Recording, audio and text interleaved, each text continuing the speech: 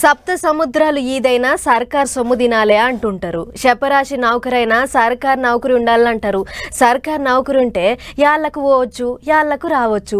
పని చేసినా అడిగేటోళ్ళు లేరు, చేయకున్నా అడిగేటోళ్ళు లేరు.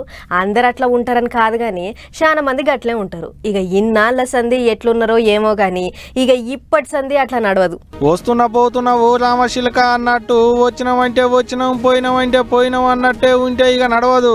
సర్కారు నౌకరే కదా, ఎప్పుడు వచ్చినా నడుస్తుంది, ఏ పని చేయకున్నా వెళ్తుంది, చేసినా చేయకున్నా నెలనాడు జీతం వస్తుందని అనుకుంటే ఇక ఉత్త పని అవుతుంది సుమా. సర్కారు ఆఫీసర్ల మీద మంత్రులు, ఎమ్మెల్యేలు, మేయర్లు గట్టిగా నజరేసారు. సర్కారు ఆఫీసులలో పనులు ఎట్టెట్టయితున్నాయో అరుచుకునేటి పనిలో పడ్డారు.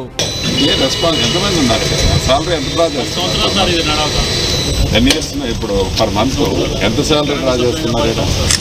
ఎంత how much draw year? Are you not feel bad? Are you not feel bad? So, then what is the use? నేను ఉన్నప్పుడు నేను వదిలినా నువ్వు నడపాలేడా? సొల్లు కబుర్లు చెప్పి మెయింటెనెన్స్ ముందు అంటే ఎట్లండి?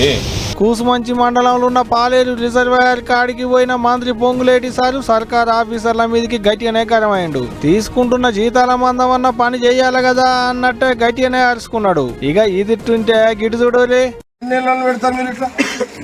నాకు ఇప్పుడు సార్ ముందు కమెంట్ కాండి. ఇప్పుడు మీరు లేదు సార్ తోటి ఇనాగ్రేషన్ ఎప్పుడైనా నాకు కావాలి. ఇప్పుడు మీ డెడ్ లైన్ క్లియర్ మినిస్టర్ గారు ముందు